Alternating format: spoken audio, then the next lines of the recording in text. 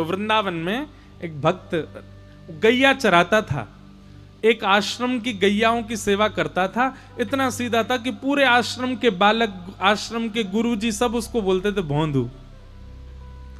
उसका नियम था, वो शाम को जैसे आप लोग बैठे ऐसे बैठ करके अपने गुरुजी के प्रवचन सुनता था। कथा सुनने से ठाकुर जी से प्रेम कैसा होता है ये हम बता रहे हैं। तो एक बार गुरुजी वर्णन कर रहे थे कथा में कि भगवान श्री कृष्ण भांडीर वन, यमुना जी के पल्ली पार भांडीर वन में गैया चरा रहे थे। और भांडीर वन में गैया चराते हुए श्री कृष्ण का स्वरूप कैसा है?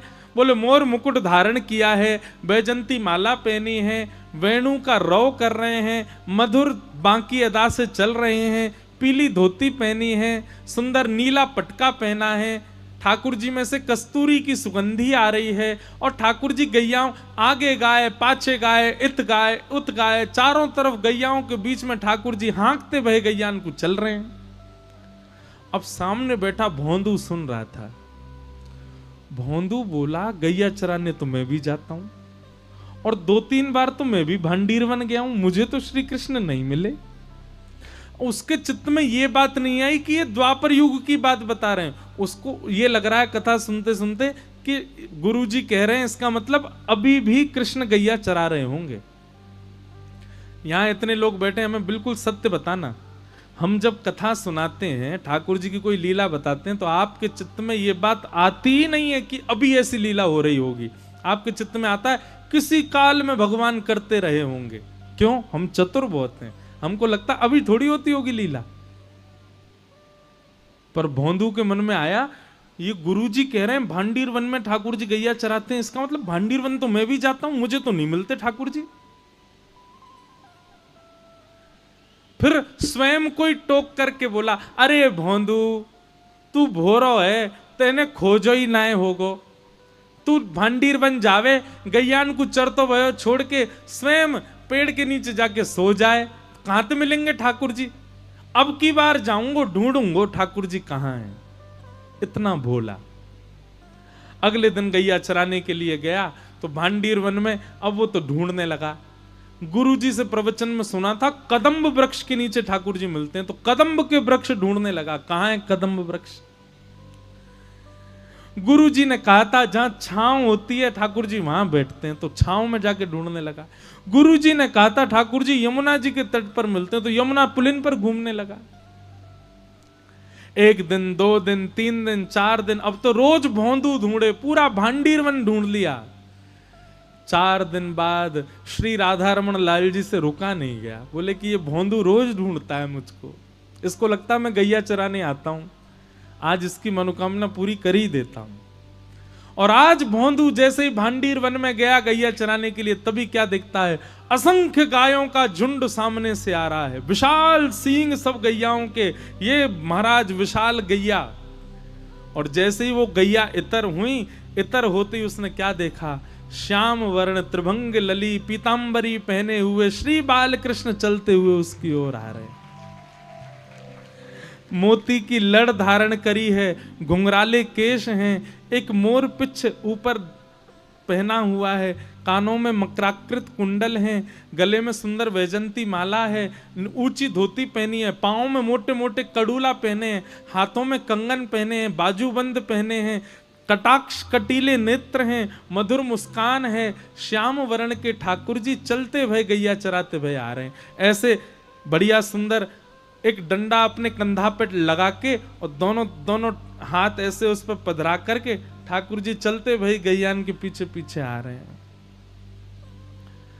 भोंदू ने जैसे ये स्वरूप देखा, वहीं से दंडवत होने लगा, जय हो जय हो जय हो, आज दिख गए श्याम सुंदर।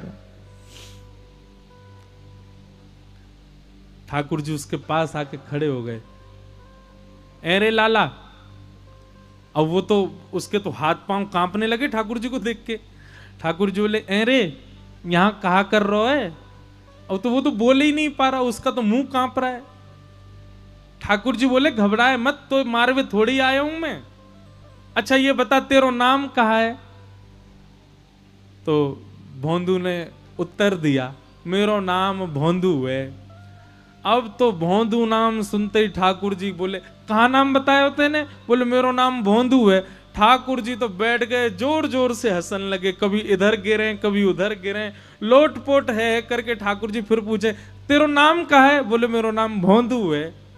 अब तो ठाकुर जी इतने खुश हुए, उसको ऐसे गले में उसके गलवैया डाल करके अपने हृदय से लगा, वो तेरो नाम बड़ो सुंदर, सुन तू मेरो मित्र बन जा, आज से मैं तेरो मित्र हूं।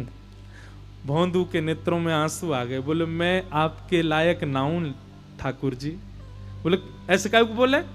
देख तू भी गैया चरावे, मैं भी गैया चराऊं, तू गैया को दूध काढ़े, मैं गैया को दूध पीऊं, तू गैया को दूध काढ़ के मक्खन बनावे, मैं मक्खन खाऊं, तू भी भांडीर बनावे, मैं भी भांडीर बनावे, मैं भी भांडीर बनाऊं, हम दोनों एक से। और सुन, तू भी भोंदू और मैं भी भोंदू, हम दोनों मित्र हैं, सब तो समान है। भोंदू बोलो, आप भोंदू कैसे? बोले मैं हूं भोंदू, दुनिया के भगत आमे 100 रुपया चढ़ा करके 1 करोड़ मांग के जाए मैं दे दूं, मैं हूं भोंदू, सीधा हूं, सबन पर कृपा कर दूं, तेरे जैसो सीधा हूं। भोंदू से मित्रता हुई। ठाकुर जी बोले अब बात ही बना तो रहेगो, कचुक खवावे को पिवावे को भी, चल जल्दी निकार, कचुक खवा, मुझको भूख लग रही है। भोंदू 2 रोटी लेके गया था बस, उसने 1 रोटी ठाकुर जी के आगे धर दी, और इतना भोंदू है, अब हम आप सब लोग होते तो हम तो इतने चतुर, सब धर देते साहब ठाकुर जी के आगे, पर भोंदू ने 1 ही दिया, वो 1 मैं भी तो खाऊंगा। ठाकुर जी के आगे धर दी, वहां में अचार धर दियो, ठाकुर जी ने चट चट सवरी रोटी खा ली।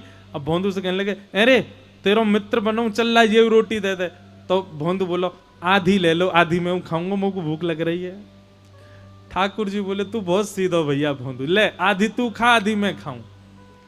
भोंदू बोलो, अब मुझको पता चल गई तुम्हारी खुराक बहुत ज्यादा है, कल से मैं 2 रोटी तुम्हारे काज अलग से ले आऊं। ठाकुर जी बोले, दारी के 2 रोटी में मन ना लगेगा, 4 लियो मुझको।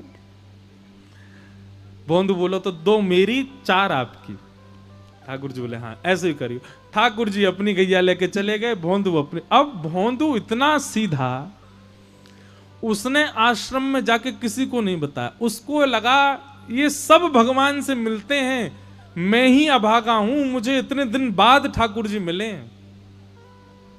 शाम को जाकर के हाथ पांव धो के गैया सब गौशाला में बांध दी, सानी कर दी, दूध निकाल के शाम को सत्संग में जाके बैठ गया, पूरी कथा सुनी, रात में सो गया। बहुत प्रसन्न है भोंदू, ठाकुर जी मेरे संग खेलने आए थे। दूसरे दिन भोंदू गया रसोई घर में, जाके रसोईया से कहने लगा, भैया आज 6 रोटी दे दो। बोलो, ए भोंदू तू तो 2 ही रोटी पाता है, ये 6 रोटी क्यों चाहिए?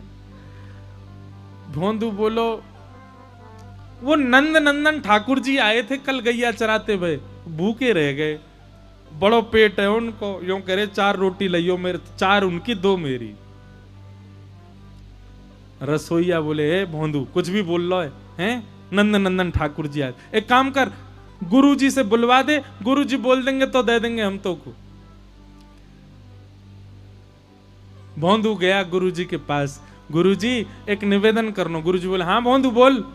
मैं गैया चरावे जा रहे हो तो मैंने रसोईया से कही 6 रोटी दे दे, वो मना कर रहा है, आप कह दो। रसोईया ने कही, जय जय ये 2 ही रोटी खावे, आज 6 का क्यों मांग रहे हो? बोले, अरे भोंदू तू 6 क्यों मांग रहे हो? बोले, नंद नंदन यशोदा नंदन ब्रज उर चंदन, जिनकी आप कथा सुनाते हो, श्री कृष्ण, कल वो आए थे गैया लेके, मेरी सबरी रोटी ने खा गए, या हमारे वो भूखे रह जाएं, उनके काजे रोटी ले जा रहा हूं, आप आज्ञा दे दो। गुरुजी बोले, ए भोंदू इधर आ। कौन आते हैं? बोले, गुरुजी आप जिनकी चर्चा सुनाते हो ना, भांडीर वन में गैया चराने आते हैं, पीली पीतांबरी पहनते हैं, टेढ़ा मुकुट पहनते हैं, कानों में मकराकृत कुंडल पहनते हैं, वैजंती माला पहनते हैं, सांवरे सलोने बंशी बजाते हैं, कटाक्ष नेत्र हैं, मधुर मुस्कान है, वही नंद नंदन श्री कृष्ण कल गैया चरावे भांडीर वन में मुंह को मिले, मेरी रोटी खा गए, या हमारे मैं आज ज्यादा ले जा रहा हूं। गुरुजी समझ गए, बोले भोंदू झूठ नहीं बोलता, भोंदू सच में वो आए थे। हाँ गुरुजी। अच्छा जब वो आए थे तो उनकी सुगंधी कैसी थी? बोले गुरुजी ऐसा लग रहे हो मानो जैसे कोई ने केसर चंदन घिसके और वो धर दिया हो कटोरी में, वाकई जैसी सुगंधी आवे वैसी सुगंधी। भागवत जी में वर्णन है, ठाकुर जी में से चंदन की सी सुगंधी आती है। गुरुजी के नेत्र सजल हो गए। बोले और बताना।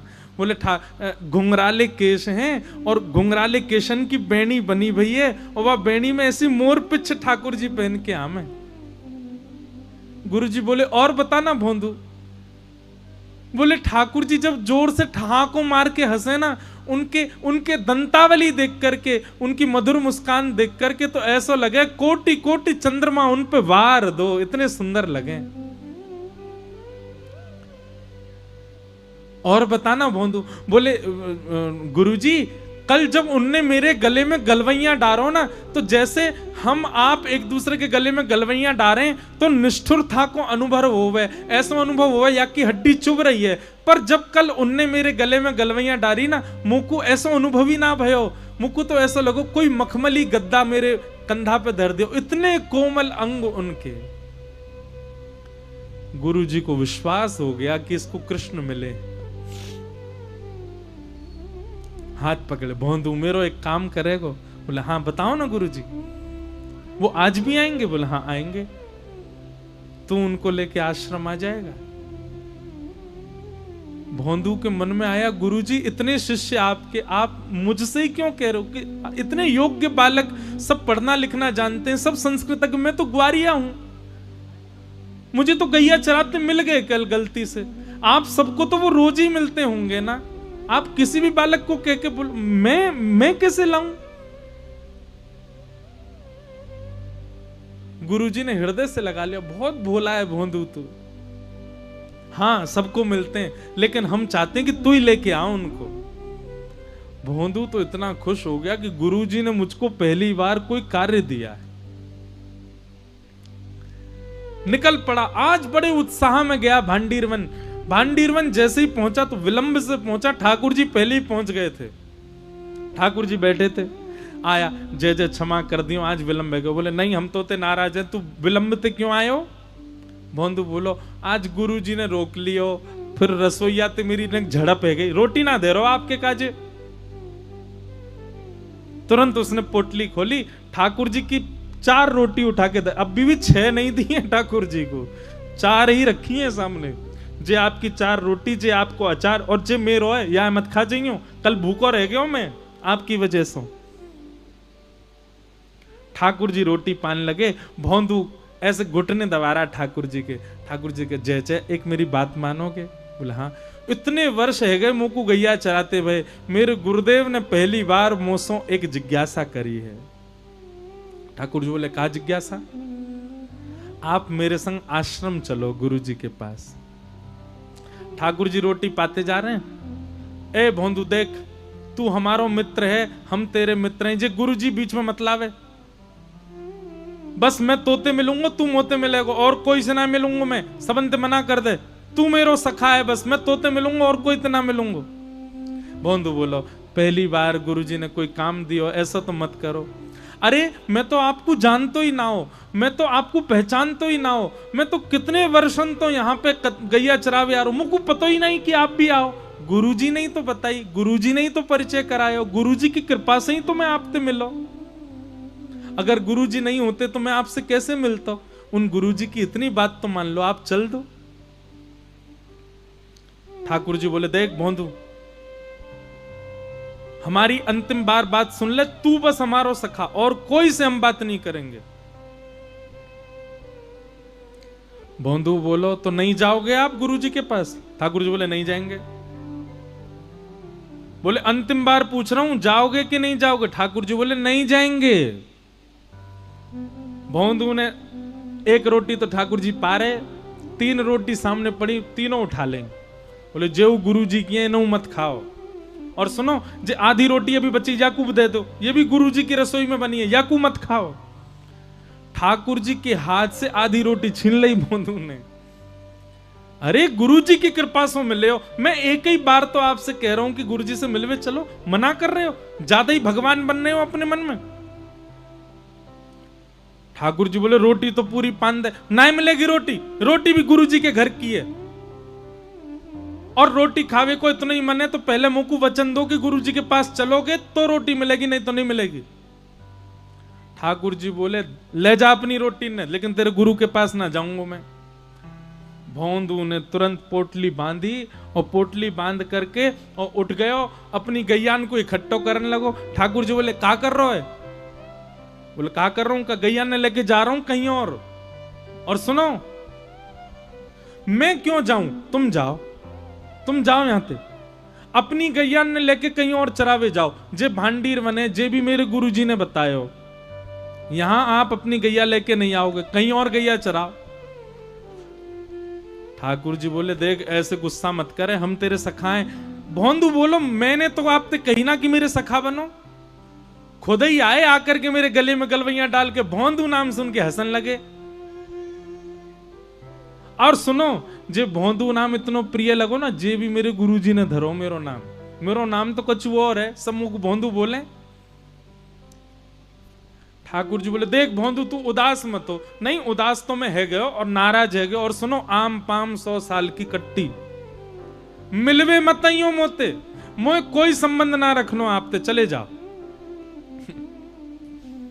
ठाकुर जी मनी मन तो प्रसन्न हो रहे, कितना बोला है। अब फिर ठाकुर जी पकड़ रहे, देख तू भोंदू जाने ना मैं भगवान हूं, मैं परमात्मा हूं, मैं ऐसे सबंत मिलन लगो तो फिर बवाल है जाएगो। तो सबते मिलवे की कौन कह रहा हो, मेरे गुरुजी ते मिल लो। बोले तू समझे ना है, आश्रम जाऊंगो एक गुरु ते मिलूंगा तो वृंदावन में इतने आश्रम है, सबरे गुरु कहेंगे हम तो क्यों ना मिल रहे, हमारे भजन में कोई कमी। तो भोंदू बोलो तो कहा जा रहा हो सबंत मिल लो। ठाकुर जी बोले तू समझेगो ना बात है। भोंदू बोलो मोए ना समझ रहा हूं, अंतिम बार पूछ रहा हूं चलोगे कि नहीं। ठाकुर जी बोले मैं ना जा सकूं। भोंदू बोलो ठीक है, तो अब कल से मैं आपको नहीं दिखूंगा। और भोंदू अपनी गैया लेके जान लगा। वो वास्तव में नाराज हो गया ठाकुर जी से। ठाकुर जी ने कही भोंदू, अरे भोंदू रुक जा। भोंदू ने पीछे पलट के भी नहीं देखा। चलते चलते चलते चलते जब भोंदू इतना दूर चला गया कि दिखना बस बंद होने ही वाला था, ठाकुर जी से रुका नहीं गया। अरे ठाकुर जी का कोई त्रिलोक थोड़ी छिन रहा था, ठाकुर जी का कोई वैकुंठ लोक थोड़ी छिना जा रहा था, भोंदू ही तो जा रहा है, जाने देते। लेकिन ठाकुर जी को इतना प्रेम हो गया, भोंदू से दौड़ करके गए और भोंदू के कंधे पर जाकर के लद गए और लद करके बोले अब ले चल अपने गुरुजी के पास, चल तेरे गुरुजी तो ही मिल के आऊंगा आज मैं। और भोंदू ऐसे पीछे अपने कंधा पे लटका करके, पीछे से तो हाथ ऐसे कर रखे हैं ठाकुर जी ने, और यहां से दोनों ऐसे पैर पकड़ करके भोंदू अपने कंधा पे लेकर के ठाकुर जी को गया।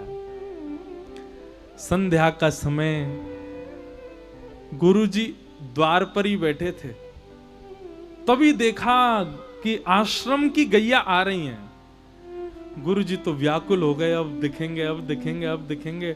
और जैसे ही उन गायों का झुंड थोड़ा सा इतर हुआ, तभी वो दृश्य देखा, वो छवि देखी, भोला भाला सा भोंदू और अपने कंधे पर जगत नियंता जगदाधार श्याम सुंदर को पिद्दी पर लेकर के आ रहा है। देखते ही गुरुदेव मूर्छित होकर के गिर पड़े, मूर्छा आ गई उनको। जैसे ही गुरुदेव को मूर्छित होते हुए देखा, भोंदू ने ठाकुर जी तो छोड़ दिए, दौड़ के गए गुरु जी को संभालने लगो। जल आदि डालो। गुरु जी होश में आए, जैसे नेत्र खुले तो क्या देखता है कि भोंदू की गोद में गुरु जी और सामने श्याम सुंदर खड़े। दर्शन करके रोना बंद ही नहीं हुआ। ठाकुर जी को प्रणाम किया और ठाकुर जी को प्रणाम करने के बाद भोंदू के चरणों से लिपट गए गुरुदेव। भोंदू कहने लगा गुरुजी क्या कर रहे हैं आप अरे जे मत करो, अरे गुरुजी मैं याके योग्य ना हूं। गुरुजी कहने लगे भोंदू अपना घर त्याग दिया, अपना परिवार त्याग दिया, सन्यास मार्ग अपना लिया, वृंदावन आकर के बस गए, वेदों का अध्ययन किया, शास्त्रों का अध्ययन किया, अनुष्ठान किए, पुराणों का अध्ययन किया, विद्वान बने, लेकिन कभी ठाकुर जी को नहीं देख पाए। और तू अंगूठा छाप, बिल्कुल पढ़ा लिखा नहीं, इतना भोला, इतना सीधा कि चंद्रमा को सूर्य बता दें तो तू मान लेता है। तेरे सीधेपन से आज जगत नियंता जगदाधार तेरी कंधे पे बैठ करके आ गए। धन्य है भोंदू। ठाकुर जी ने गुरुदेव को दर्शन दिया और भोंदू को अपने संग लीला में लेकर के भगवान वहां से अंतर्ध्यान हो गए। भोंदू अदृश्य हो गया। ठाकुर जी उसको लेके चले गए अपने संग। भैया, चतुर बन के आप संसार के प्रिय बन सकते हो, पर भोले बन के, सीधे बन के, सहज बन के, सरल बन के आप ठाकुर जी के प्रिय बन जाओ। इसलिए सहज रहो, सरल रहो।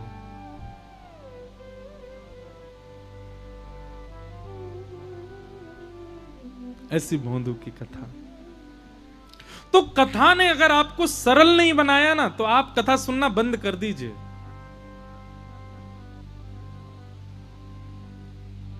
और या फिर एक कथा से सरल नहीं बने तो इतनी कथाएं सुनिए जब तक सरल नहीं हो जाओ, जब तक सहज नहीं हो जाओ, जब तक आपके चित्त से कपट दूर ना हो जाए, छल दूर ना हो जाए, ईर्ष्या दूर ना हो जाए, तब तक कथा सुनते रहिए।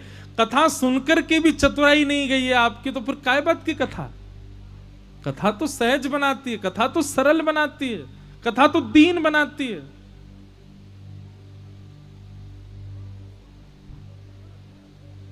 दीन बनो, सरल बनो, सहज बनो। निर्मत्सराणाम सताम।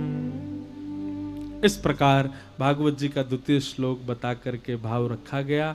आगे गुरुदेव को वंदन कर रहे हैं।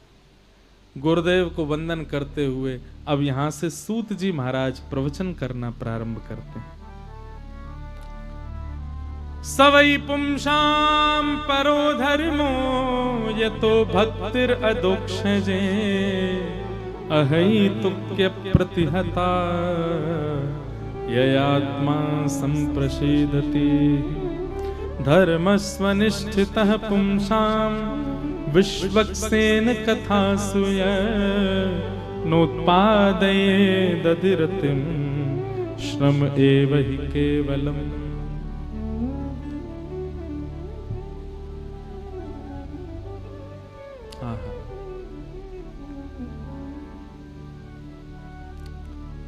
श्री सूत जी महाराज ने अपने गुरुदेव को वंदन किया। बंधुओं, कई लोग प्रश्न करते हैं क्या जीवन में गुरु का होना आवश्यक है? आवश्यक है। गुरु जीवन में होते हैं तो भगवत कृपा और जल्दी होती है। गुरु का मतलब क्या होता है? पथ दिखाने वाला। गुरु का मतलब दक्षिणा लेने वाला नहीं। गुरु का मतलब लिफाफा लेने वाला नहीं। गुरु का मतलब कौन? जो आपको पथ दिखावे, जो आपको मार्ग प्रशस्त करे, वो गुरु। ऐसा गुरु जीवन में होना आवश्यक है। वही बताएगा मार्ग कैसे खुलेगा, मार्ग कैसे मिलेगा। तो गुरु का होना आवश्यक तो है जीवन में। और गुरु किसको बनाए? बहुत ध्यान से सुनिएगा। 2-3 बातें हमारी याद रखना। किसी का प्रभाव देख करके कभी गुरु मत बनाओ। प्रभावशाली तो रावण भी था, प्रभावशाली तो कुंभकर्ण भी था, प्रभावशाली तो कंस भी था, प्रभावशाली हिरण्यकश्यप भी था, प्रभावशाली राक्षस भी होते हैं। प्रभाव देख करके गुरु मत बनाओ, सदैव स्वभाव देख के गुरु बनाओ। और दूसरी बात, जिसकी वाणी, जिसकी उपस्थिति, जिसका दर्शन, जिसको देख करके आपके संशय निवृत्त हो जाते हो, जिसकी उपस्थिति, जिसकी वाणी से, जिसके प्रवचन से ठाकुर जी पहले से अति प्रिय लगने लगते हो, वही गुरु है। जिसने हृदय के तामस अंधकार को दूर कर दिया हो प्रकाशित अपने ज्ञान से, वो गुरु है। जिसकी आज्ञा पर आपको सोचना नहीं पड़ता, पालन करें कि नहीं करें। हमारे अभी मैं भक्तमाल की कथा सुना रहा था जयपुर में, तो वहां श्री हितरवंश महाप्रभु का चरित्र जब आया तो उस चरित्र में एक कथा आती है कि वृंदावन में एक बहुत बड़ा डकैत रहता था, उसका नाम था नरवाहन। क्या नाम था? नरवाहन। महाराज इतना बड़ा डकैत था कि यमुना जी से, आगरा से और दिल्ली तक का व्यापार होता था। यमुना जी पहले खूब विशाल थी, जैसे आपके यहां गंगा जी हैं। अभी तो यमुना जी का स्वरूप हमारा बहुत संकीर्ण कर दिया। बड़े बड़े शहरों की गंदगी यमुना जी में डाल दी गई। हमको बहुत कष्ट होता है कि यमुना जी के लिए कोई विचार नहीं कर रहा है। हम तो आह्वान करते हैं, इस लाइव में भी कह रहे हैं, यहां पर भी जो बैठे उनसे भी कह रहे हैं, वृंदावन को भजने वाले, श्री राधा रानी का नाम रटने वाले, वृंदावन से प्रेम करने वालों को कुछ करना चाहिए यमुना जी के लिए। हमारे श्याम सुंदर कहां लीला करते हैं? यमुना जी के तट पर। अब तट बचा ही नहीं यमुना जी का। हम ब्रजवासी हैं, हम वृंदावनवासी हैं। हमसे आप पूछो कि आप यमुना जी में कब नहाए थे? सालों पहले। स्नान ही नहीं कर पाते। कोविड में नहाए थे स्नान पूर्णिमा वाले दिन, क्योंकि कोविड में पानी स्वच्छ हो गया था। तो नरवाहन नाम का व्यक्ति रहता था वृंदावन में। उसका इतना भय था कि दिल्ली से आगरा बड़े बड़े जहाज जाया करते थे और उन जहाजों को वृंदावन रुक करके कर देना पड़ता, टैक्स देना पड़ता था नरवाहन को। यदि वो नहीं देते थे, अपने मुनाफे में से कुछ परसेंट यदि नरवाहन को नहीं देते थे, तो जहाज की मजाल नहीं कि वो वृंदावन पार कर जाए।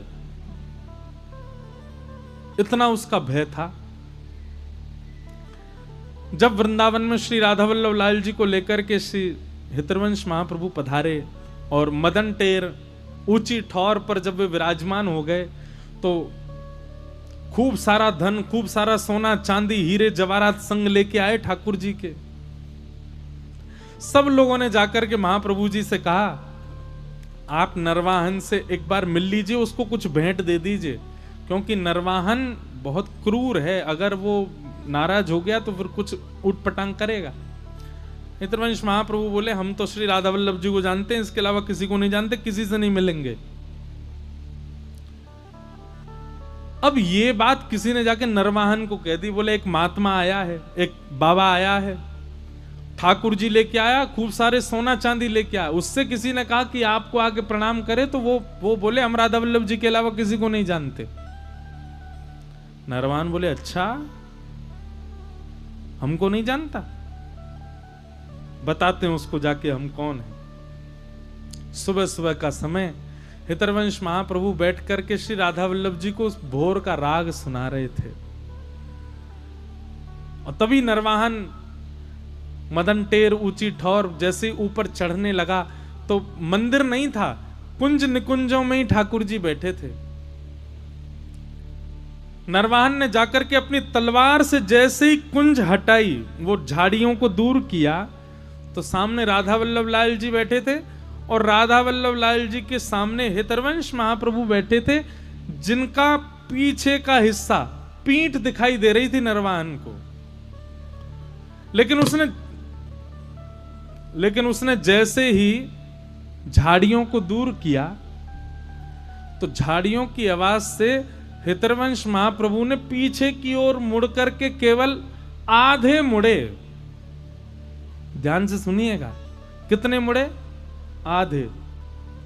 और नरवाहन ने पीछे से राधा वल्लभ जी को देखा, और राधा वल्लभ जी के नीचे बैठे भये हितवंश महाप्रभु के इतने अंग को देखा। बस इतने अंग को देखते ही नरवाहन की स्थिति क्या हो गई? नेत्र बंद हो गए, चित्त में सारे अवगुण दिखने लगे, अपने ऊपर घृणा आने लगी, हाथ से तलवार छूट गई, दौड़ करके भागा, और भाग करके यमुना जी के तट पर इतना रोया, रोता ही रहा।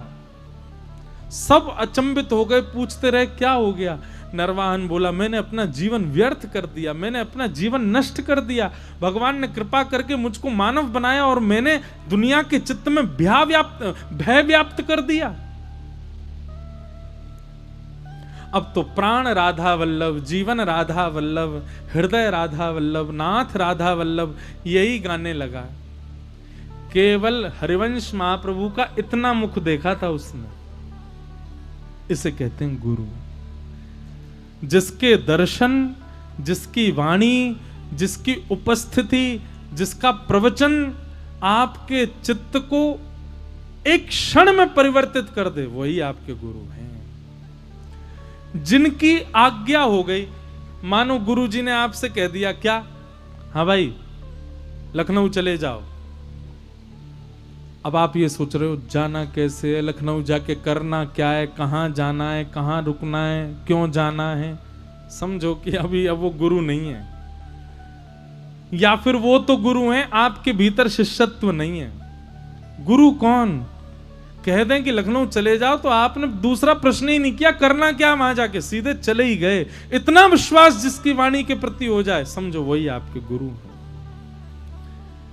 जिनकी उपस्थिति मात्र से आपके हृदय के संशय नष्ट हो जाते हैं। और सबसे बड़ी बात, जिनका दर्शन, जिनकी वाणी, जिनकी उपस्थिति, जिनका चलना फिरना बैठना सब कुछ कृष्ण से और प्रीति बढ़ा देता हो, वही गुरु हैं।